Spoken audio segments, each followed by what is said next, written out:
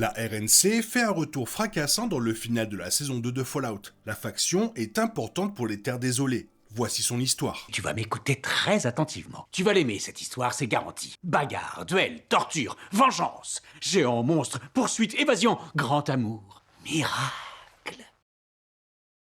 La série débute avec la destruction de Los Angeles en 2077 par les bombes nucléaires. La Grande Guerre a transformé le monde en terre désolée. Elle a dispersé une partie de l'humanité dans des abris souterrains, tandis que d'autres luttaient pour reconstruire la civilisation à la surface. En 2189, l'ouest des États-Unis a fait exactement cela. Ses habitants ont commencé à reconstruire la société avec un gouvernement fonctionnel connu sous le nom de République de Nouvelle-Californie. Pendant des années, la RNC, très fonctionnelle, accueillante et globalement juste, a étendu ses frontières. Pourtant, au moment de la série, elle n'était plus le phare de prospérité qu'elle avait été. Qu'est-il arrivé à cette république, autrefois florissante? Voici tout ce que vous devez savoir sur la RNC.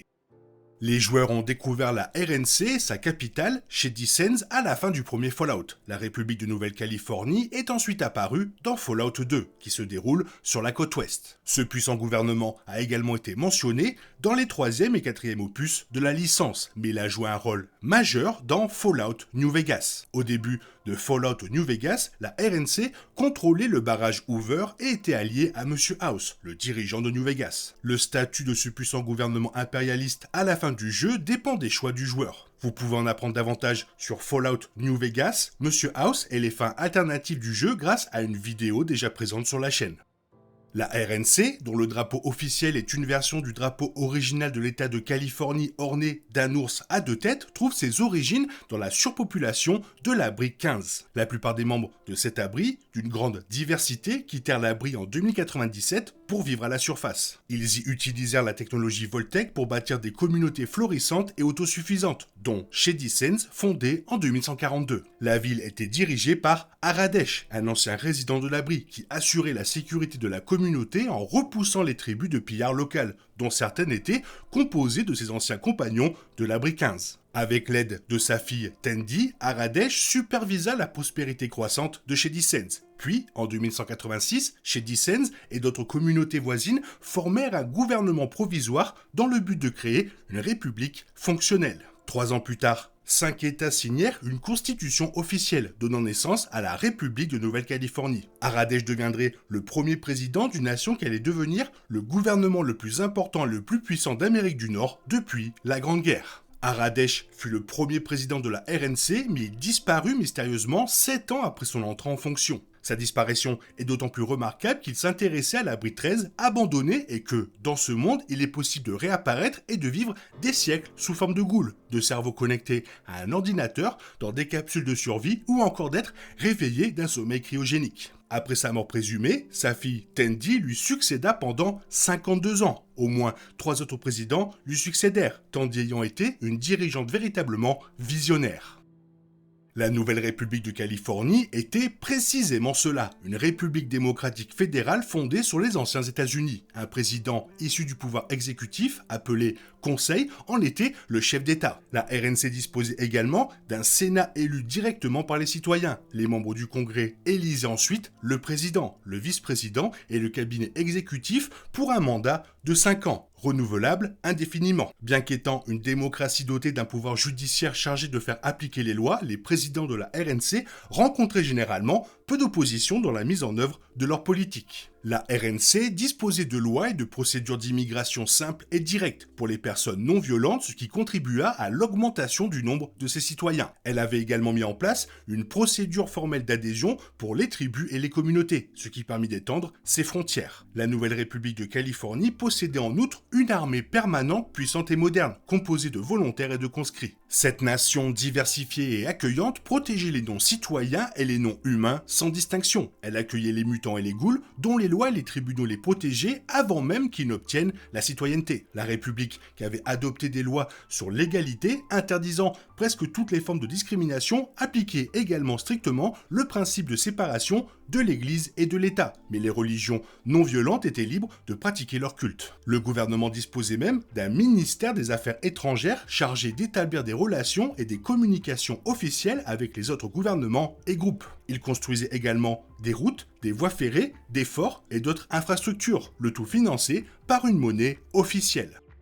Après seulement un siècle d'existence marqué par sa victoire sur la confrérie de l'acier lors d'un combat direct, la RNC s'est imposée comme un phare dans les terres désolées. C'est plus de 700 000 citoyens, une population considérable qui bénéficiait d'une qualité de vie élevée. La RNC était ce qui se rapprochait le plus de la vie dans l'Amérique d'avant-guerre. Elle avait établi une société de lois fonctionnelles offrant à ses citoyens des soins de santé et une économie proposant une variété de carrières et modes de vie. Technologiquement avancée, la RNC donnait à ses habitants la possibilité non seulement de survivre comme les autres dans ce monde après-guerre, mais aussi de prospérer. Toutefois, la croissance et la prospérité de la RNC ont engendré de nouveaux problèmes. D'une société communautaire où le travail était bénévole, elle est passée à une société où certains citoyens étaient guidés par l'avidité et l'intérêt personnel. Cela valait également pour le gouvernement lui-même, qui cherchait à étendre ses frontières sans consentement.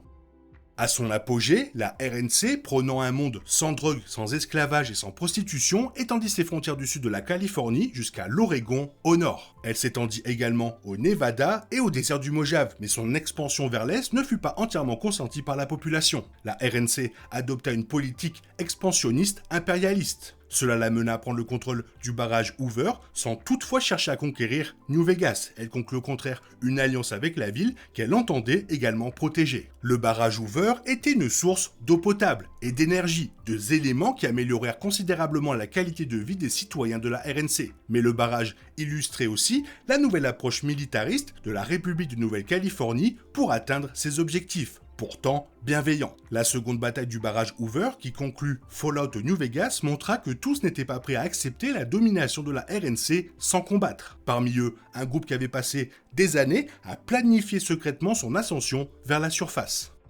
Fallout New Vegas, qui se déroule 15 ans avant la série, indique que Shady Sands est toujours debout pendant les événements du jeu. Pourtant, la première saison de Fallout révèle que la ville a été détruite 4 ans avant la seconde bataille du barrage Hoover. Hank McClane a utilisé une bombe nucléaire sur la ville pour l'empêcher de rétablir une civilisation viable à la surface. Dans la saison 2, nous assistons à la destruction de Shady Sands. On apprend que Hank a utilisé une puce de contrôle mental de Monsieur House pour forcer un habitant des terres désolées à apporter une bombe au cœur de Shady Sands. Le père de Maximus a tenté d'empêcher l'explosion nucléaire, mais la bombe était équipée d'un système de sécurité et a explosé malgré tout. Ce moment poignant n'apporte pas d'informations nouvelles sur l'histoire de Shady Sands, mais il illustre à quel point la perte d'une telle humanité et d'un tel espoir a été dévastatrice pour les terres désolées.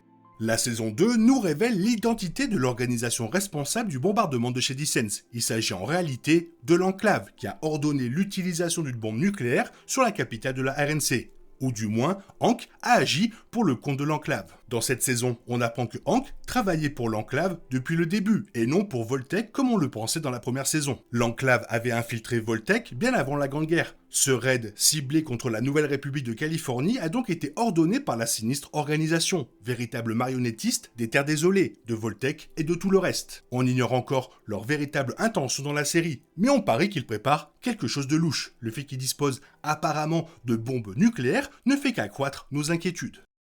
La destruction de Shady Sands laisse supposer que son gouvernement a également péri dans l'explosion, puisque la ville abritait le siège du président de la RNC et le Congrès. Cela a probablement plongé la RNC dans le chaos pendant un certain temps. Même si l'explosion a peut-être anéanti la Nouvelle République de Californie à jamais, dans les terres désolées, il y a toujours de la place pour renaître de ses cendres. Dans la première saison, Moldaver, qui aurait pu être la nouvelle présidente de la RNC, dirigeait une RNC bien plus réduite depuis l'ancien observatoire Griffith, dans ce qui était autrefois Los Angeles. Mais une fois de plus, un bastion de la RNC fut rayé de la carte. Moldaver et toutes ses forces périrent lorsque la confrérie de l'acier attaqua et s'empara de sa technologie de fusion froide, une source d'énergie illimitée qui rend le barrage Hoover presque insignifiant. Malgré cette défaite de la première saison, nous savions que la Nouvelle République de Californie avait établi des avant-postes sur l'ensemble de ses frontières. Elle disposait d'une armée, de ressources, de technologies et de nombreux citoyens qui s'étaient bâtis une vie confortable grâce à la RNC. Même sans Shady Sands, la nation possédait l'infrastructure nécessaire pour résister à une attaque et se reconstruire rapidement. Et en effet, la saison 2 a vu le retour en force de la RNC dans les terres désolées. Si au début de ce deuxième chapitre, la faction semblait anéantie, presque irrémédiablement réduite à un infime vestige, tout espoir n'était finalement pas perdu. La bonne action de la Goule a permis à son ami de la RNC de trouver des renforts, et la RNC a déferlé sur New Vegas juste à temps pour vaincre une meute d'écorcheurs et sauver la vie de Maximus. Oui, la Nouvelle République de Californie est officiellement de retour dans le monde de Fallout. Plus forte que jamais, elle est également arrivée juste à temps pour affronter une fois de plus la Légion. On dirait que la Légion et la RNC sont sur le point de s'affronter à nouveau dans la saison 3. Peu importe ce qui s'est passé il y a si longtemps dans Fallout New Vegas, désormais noyé dans le brouillard de la guerre, le strip de New Vegas sera bientôt le théâtre du prochain grand affrontement entre ces deux puissants groupes. Les fans du jeu trépignent d'impatience de voir les deux camps s'affronter sur le strip, et ce sera sans doute un combat épique.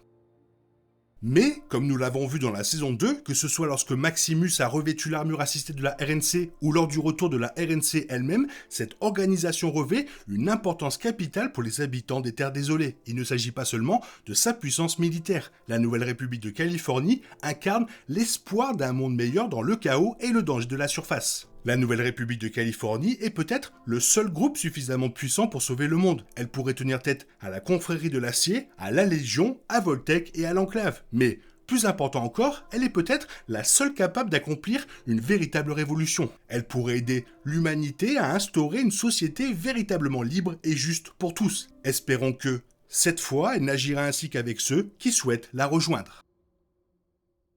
C'est clairement la faction la plus importante des Terres désolées, surtout pour ceux qui y vivent, pas pour ceux qui s'y battent. Toi, qu'est-ce que tu en penses? Qu'est-ce que tu aimerais rajouter? N'hésite pas à me le faire savoir dans la zone commentaire. Et sinon, comme d'habitude, bisous bisous, bye bye.